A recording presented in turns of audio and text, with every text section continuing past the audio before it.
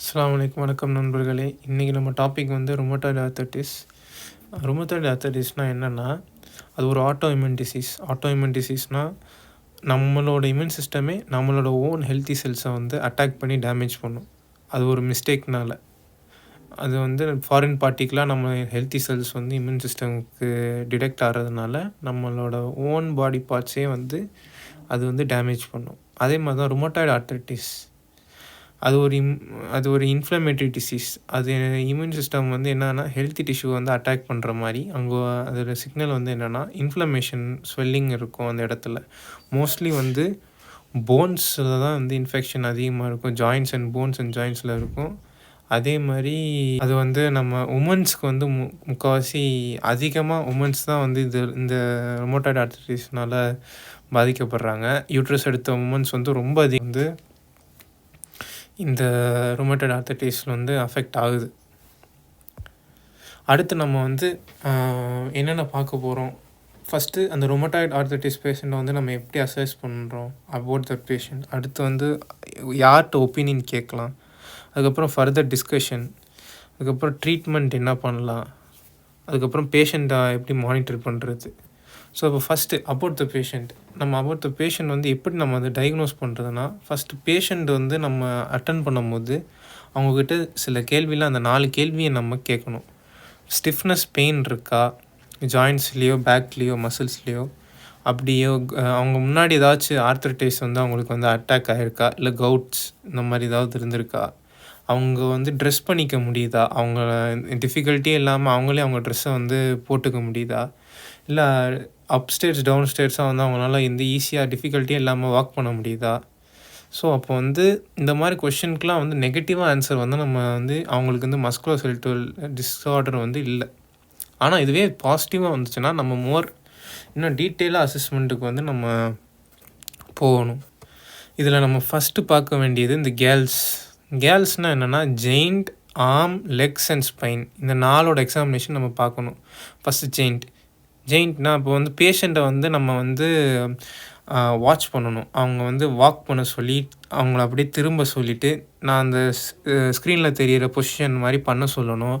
அப்போ அவங்களுக்கு வந்து பெல்விக்கில் டில்ட்டாவோ இல்லை ஆர்ம் ஸ்விங்கிங் வந்து கரெக்ட் இல்லாமையோ, இல்லை வந்து ஸ்மூத் மசில்ஸ் மூமெண்ட் வந்து இல்லாமையோ, அப்நார்மலாக வந்து இல்லாமல் இருந்துச்சுன்னா நம்ம வந்து கொஞ்சம் கன்ஃபார்ம் பண்ணிக்கலாம். அனாட்டமிக்கல் பொசிஷன் சேஞ்சஸ் ஏதாவது இருந்துச்சுன்னா கூட நம்ம வந்து கன்ஃபார்ம் பண்ணிக்கலாம். அது வந்து ஓகே இவங்களுக்கு வந்து லோக்கோமோட்டரி டிஸார்டர் ஏதோ இருக்குது அப்படின்னு சொல்லிட்டு.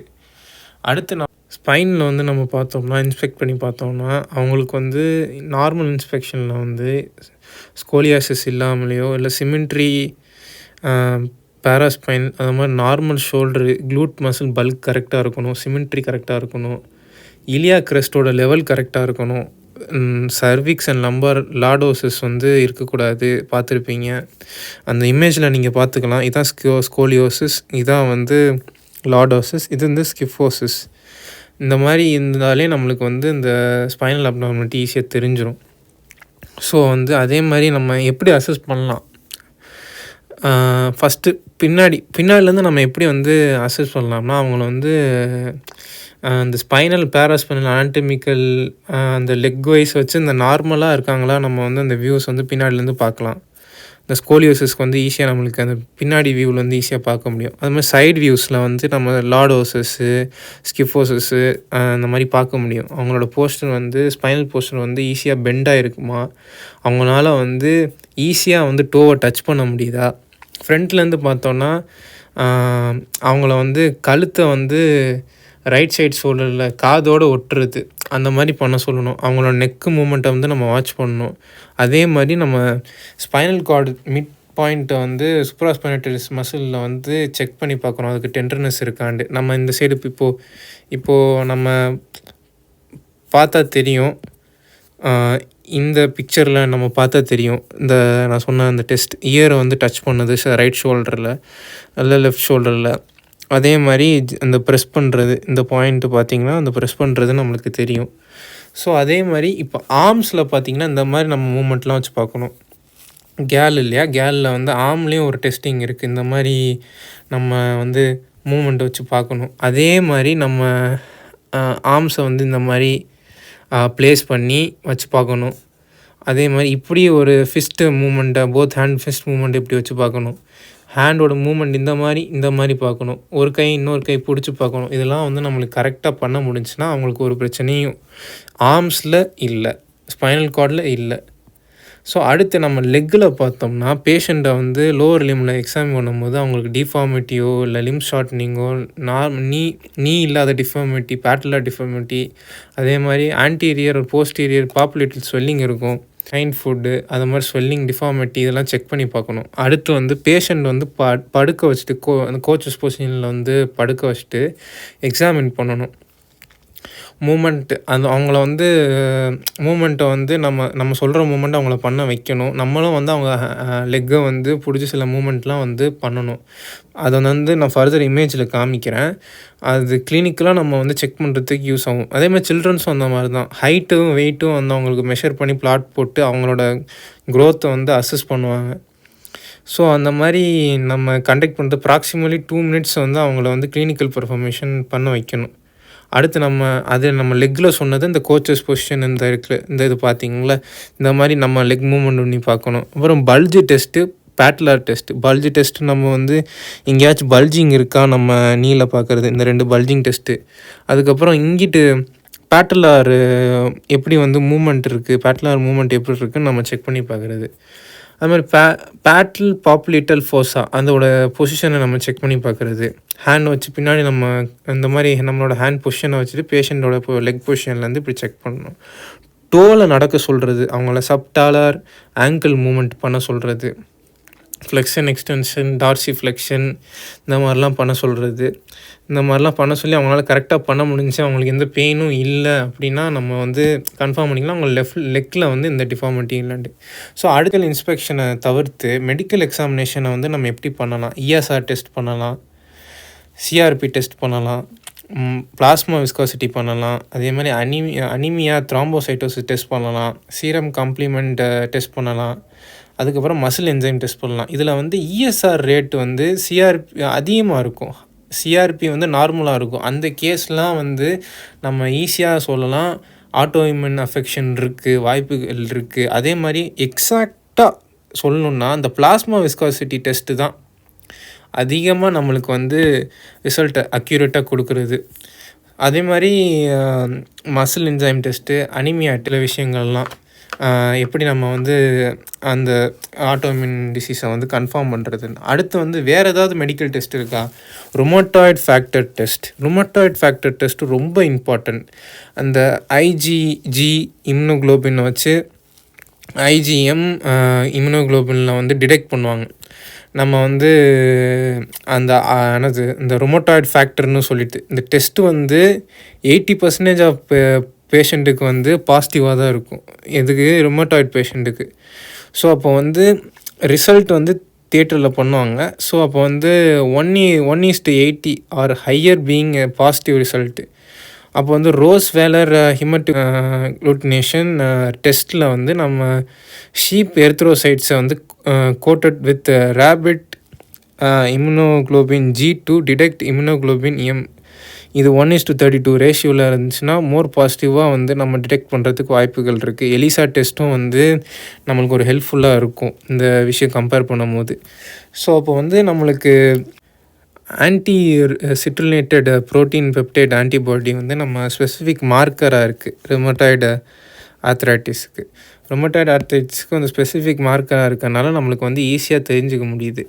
ஸோ அதே மாதிரி இன்னொரு டெஸ்ட் என்னென்னா ஆன்டியர் நியூக்ளியரிக் ஆன்டிபயோட்டிக் டெஸ்ட்டு. இந்த டெஸ்ட்டும் நம்ம பெர்ஃபார்ம் பண்ணுறோம். 20% ஆஃப் பேஷண்ட்டை வந்து ஈஸியாக கண்டுபிடிக்கலாம் அந்த டெஸ்ட்டை வச்சு. நம்ம ஹெப்ஸ் 2 செல்ஸ், அதுதான் அந்த செல்ஸை வச்சு ஈஸியாக நம்ம வந்து டிடெக்ட் பண்ண முடியும் anti nuclear antibody test.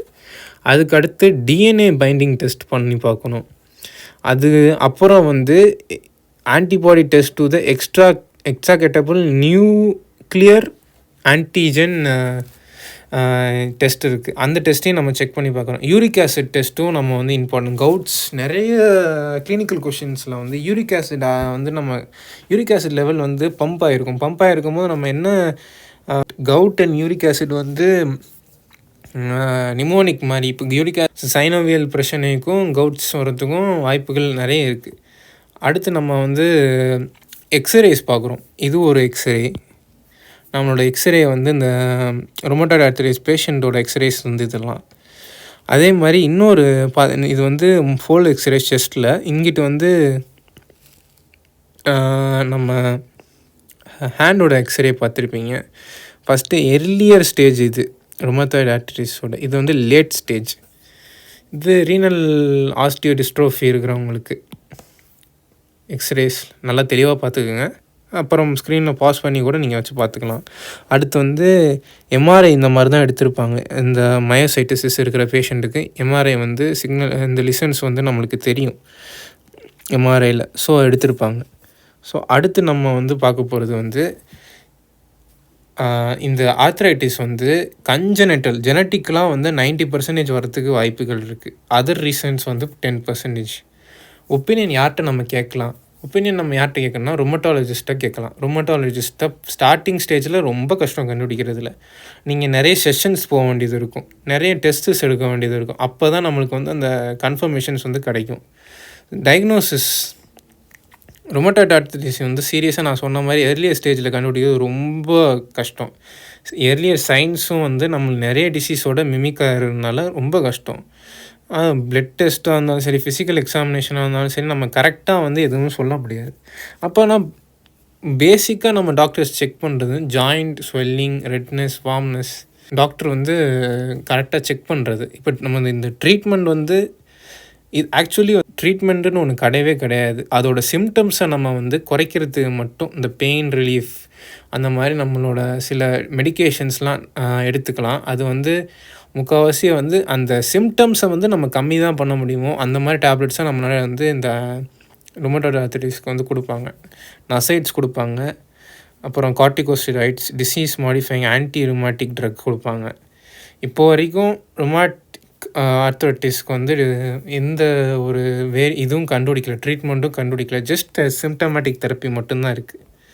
So இப்போ இந்த கன்க்ளூஷன் என்னென்னா, நம்ம வந்து இந்த ப்ராப்ளம் வந்து எப்படி இப்போ ஆல்ரெடி உங்கள் ரிலேஷன்ஸ்க்கு வந்து இந்த மாதிரிலாம் வந்திருக்கு. பட் எனக்கு வந்து நான் ப்ரொடெக்டிவாக இருக்கணும்னா நம்ம வந்து ஹைட், வெயிட் ஹெல்த்தியாக மெயின்டைன் பண்ணணும், பிளட் சுகர் கண்டென்ட் கரெக்டாக இது பண்ணணும், எக்ஸசைஸ் வந்து கரெக்டாக பண்ணணும், ஸ்ட்ரெச்சஸ் கரெக்டாக பண்ணணும், எதுவும் தேவையில்லாத இன்ஜுரியை வந்து நம்ம வந்து கேர் பண்ணிக்கணும். எந்த இன்ஜுரியும் வந்து அவ்வளோவா இது பண்ணாமல் இது பண்ணிக்கணும். அதுக்கடுத்து ஸ்மோக்கிங்கை குவிட் பண்ணிடணும். ஃபிஷ்ஷை வந்து அட்லீஸ்ட் வந்து வீக்கு 2 தடவை சாப்பிட்ணும். ப்ரிவென்டிவ் கேர் ரொட்டீனை நம்ம வந்து கரெக்டாக மெயின்டைன் பண்ணணும். அஸ்ஸலாமு அலைக்கும் நண்பர்களே. இன்னொரு டாப்பிக்கில் அடுத்த வீடியோவில் சந்திப்போம்.